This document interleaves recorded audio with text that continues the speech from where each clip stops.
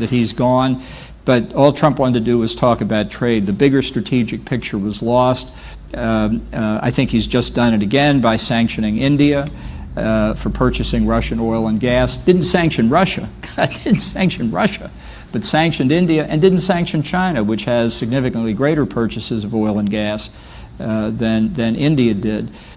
These are examples. I think he's fascinated by China. I tell the story in my book when Theresa May had him for lunch at Chequers. We were out there before the famous Helsinki Summit, and Trump got onto the subject of his 2017 visit to China, and he said to Theresa May, "They gave me the biggest welcome that they have ever given any foreign leader in history."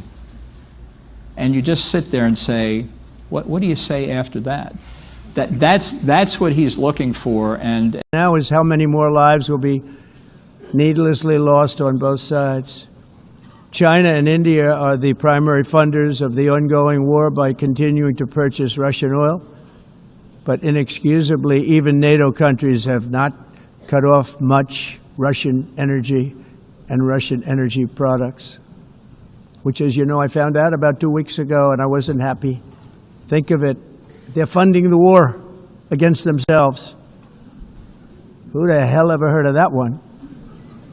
In the event that Russia is not ready to make a deal to end the war, then the United States is fully prepared to impose a very strong round of powerful tariffs, which would stop the bloodshed, I believe, very quickly. But for those tariffs to be effective, European nations, all of you are gathered here right now, would have to join us in adopting the exact same measures. I mean, you're much closer to this. We have an ocean in between. You're right there. And Europe has to step it up. They can't be doing what they're doing. They're buying oil and gas from Russia while they're fighting Russia. It's embarrassing to them, and it was very embarrassing to them when I found out about it, I can tell you that. But they have to immediately cease all energy purchases from Russia. Otherwise, we're all wasting a lot of time. So I'm ready to discuss this. We're going to discuss it today with the European nations, all gathered here. I'm sure they're thrilled to hear me speak about it, but that's the way it is. I like to speak my mind and speak the truth. As we seek to reduce the threat of dangerous weapons today, I'm also calling on every nation to join us in ending the development of biological weapons once and for all.